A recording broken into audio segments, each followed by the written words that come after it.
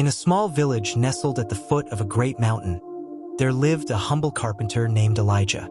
He had heard of the miracles Jesus performed and was deeply moved by the stories that spread from town to town. People whispered of his extraordinary power to heal the sick, restore sight to the blind, and even raise the dead. But what struck Elijah the most was not the miracles themselves, but the words Jesus spoke before every healing. He didn't just touch or command.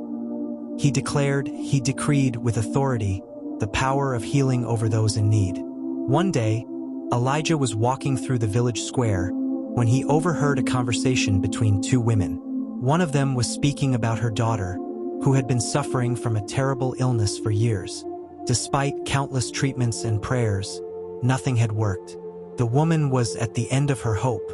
"I've heard," the other woman said, "that Jesus is coming to town soon. Maybe if you just speak his name with faith, he can heal her. I've heard he speaks healing words that change everything." Elijah was deeply moved by this, but doubts also began to creep into his heart. He had witnessed many people suffer and had struggled with his own health for years. He thought, could words really change things?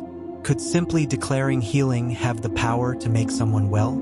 That afternoon, he wandered to the outskirts of the village, seeking solace and understanding. As he sat beneath a great oak tree, his heart heavy with doubt, he suddenly remembered a teaching Jesus had shared with his disciples. "Truly I tell you," Jesus had said, "if you have faith as small as a mustard seed and speak with authority, you can move mountains. What you decree will be established, and what you declare will come to pass." In that quiet moment, Elijah realized that Jesus' power wasn't just in his actions, but in his words.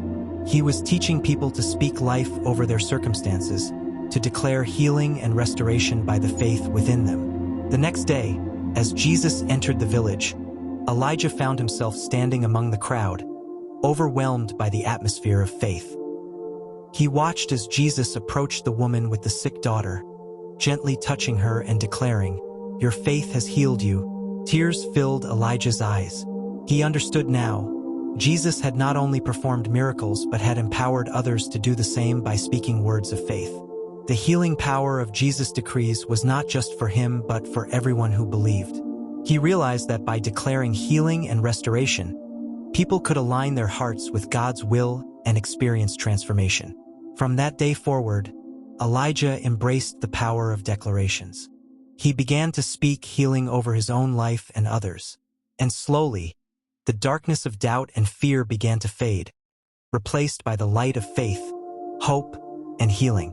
As Elijah continued his journey, he shared this powerful truth with everyone he met. Your words, spoken in faith, have the power to heal.